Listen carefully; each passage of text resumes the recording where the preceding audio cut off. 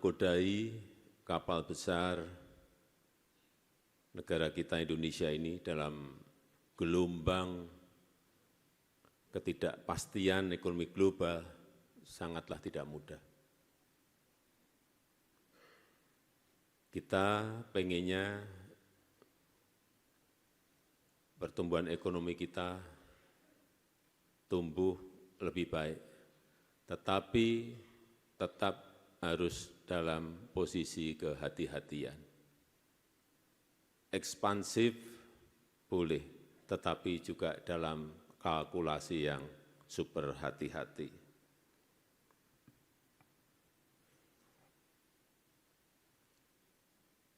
Saat bertemu dengan Managing Director-nya IMF, ini sudah bolak-balik saya sampaikan, 96 negara masuk menjadi pasien. Anggota IDB 57 negara, 32 negara kondisi ekonomi, keuangan, fiskalnya juga sangat berat. Tetapi memasuki tahun 2024 ini, kita tidak punya alasan untuk tidak optimis. Tahun 2024 saya namai tahun yang harus penuh dengan optimisme. Angka-angkanya tadi sudah disampaikan oleh Pak Menko Perekonomian. Mengapa? Ya, kita memiliki modal untuk optimis itu, baik modal ekonomi maupun juga modal politik. Yang pertama, alasan ekonomi. Kita tahu di sepanjang triwulan tahun 2023, ekonomi Indonesia masih tumbuh di kisaran 5%. Jauh lebih tinggi dari rata-rata global yang hanya tumbuh 2,9%. Ini patut kita syukuri, alhamdulillah. Juga inflasi, kita patut bersyukur bahwa kita mampu menjaga inflasi di angka 2,86%. Yang negara-negara lain sangat kesulitan menjaga yang namanya inflasi ini. Jauh di bawah rata-rata inflasi global yang berkisar 7,2%. Kita di angka 2,86%. Indikator-indikator yang lain juga baik.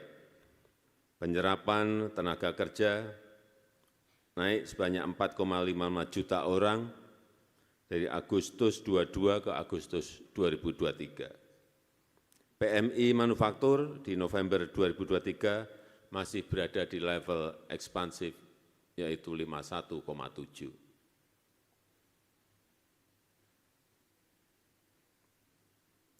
Neraca perdagangan masih surplus dan sudah surplus 43 bulan berturut-turut. Indeks keyakinan konsumen pada November juga berada di angka 123,6. Artinya keyakinan kuat terhadap kondisi ekonomi kita. Ini kok diem semua.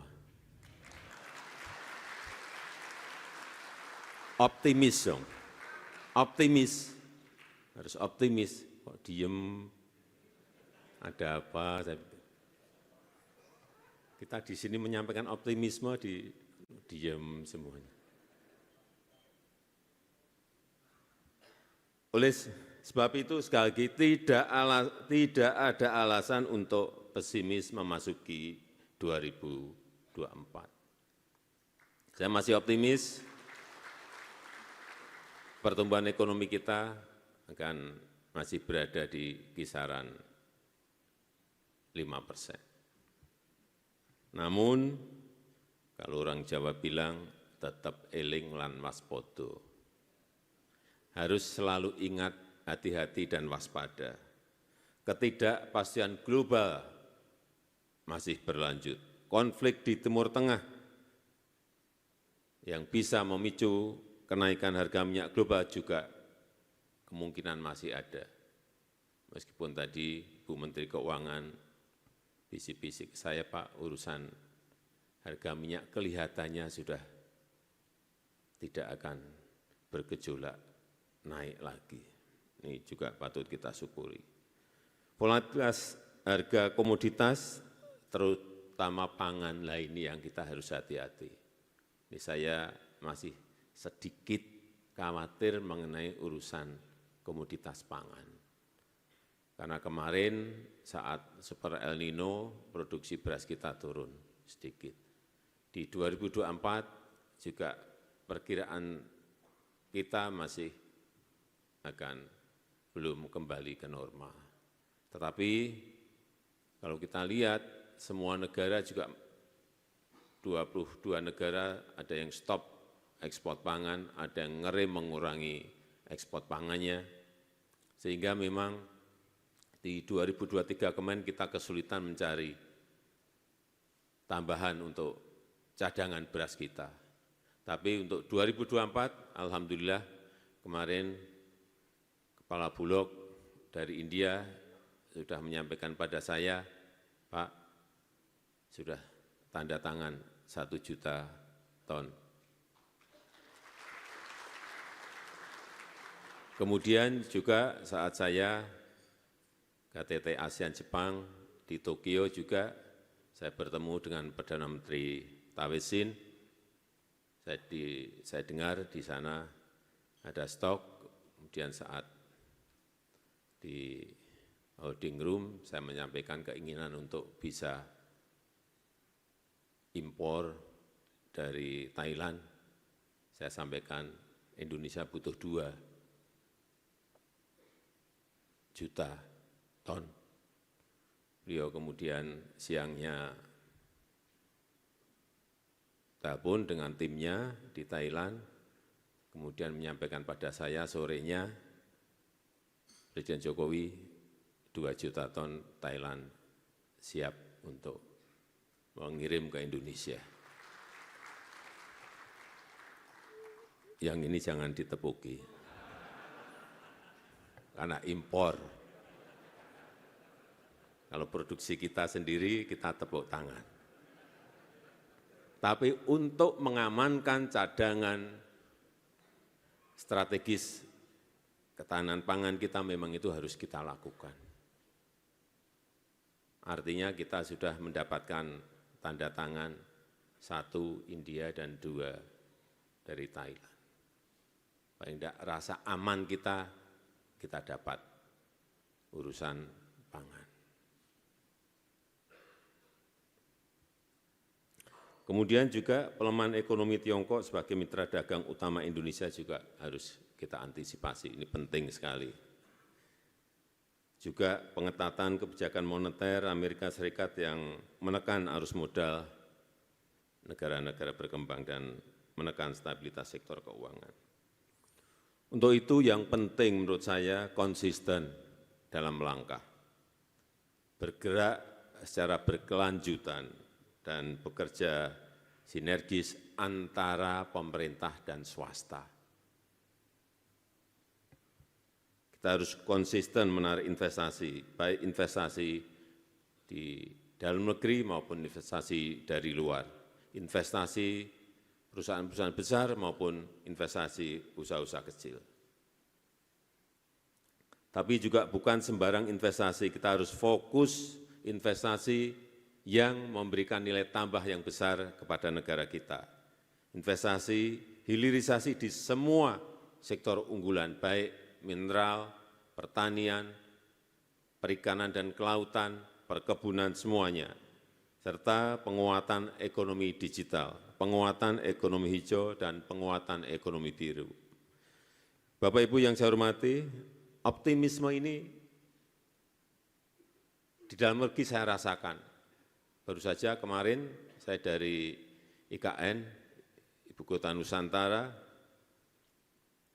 pembangunan di sana saya melihat bukan di wilayahnya pemerintah, yang wilayah swasta. Saya melihat berkembang sangat pesat. 2 hari ini di IKN saya melakukan beberapa groundbreaking pembangunan baru dan meninjau progres pembangunan yang 3 bulan sebelumnya saya lakukan peletakan batu pertama. Yang menyenangkan dan menimbulkan optimisme adalah antusias pengusaha-pengusaha swasta kita sangat besar.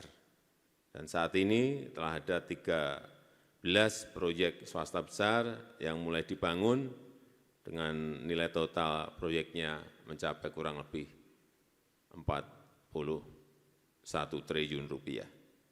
Kalau ini boleh ditepuk tangani. Baik rumah sakit swasta ada 6, kemudian sekolah internasional dan universitas, sport center, apartemen, perkantoran, 7 hotel berbintang 5 dan 4, tempat hiburan dan lain-lainnya. Sekali lagi melihat situasi ini saya optimis, bukan hanya optimis terhadap perkembangan IKN, tapi juga optimis terhadap optimisme dunia usaha kita, optimisme swasta untuk menggerakkan ekonomi nasional kita memasuki 2024. Bapak Ibu yang saya hormati, optimisme saya di 2024 juga didasarkan pada kondisi politik. Saya tahu para pengusaha ini menunggu situasi politik. Ada yang juga deg-degan, mendekati pemilu, terutama mendekati pilpres. Saya ingin menegaskan tidak perlu ada yang dikhawatirkan. Kalau kita bukanya sosial media, kalau membacanya sosial media, nonton TV, adu debat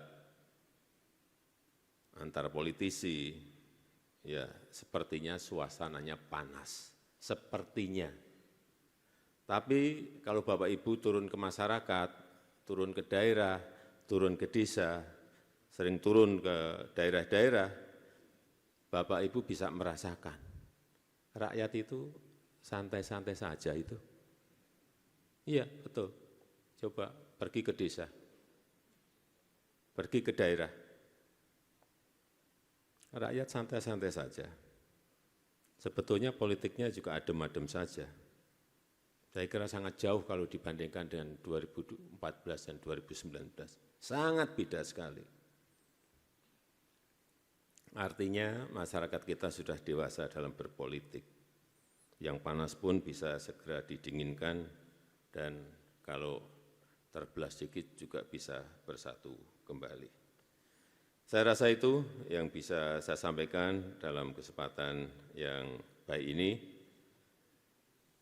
Jadi kesimpulan saya, ekonomi outlook 2024, Indonesia sangat optimis, optimisme karena melihat kinerja ekonomi kita, dan optimis karena situasi politik yang dingin menjelang pemilu 2024. Yang penting, konsisten kerja keras, kerja sinergis antara pemerintah dan swasta, dan kerja yang berkelanjutan. Terima kasih. Wassalamu'alaikum warahmatullahi wabarakatuh.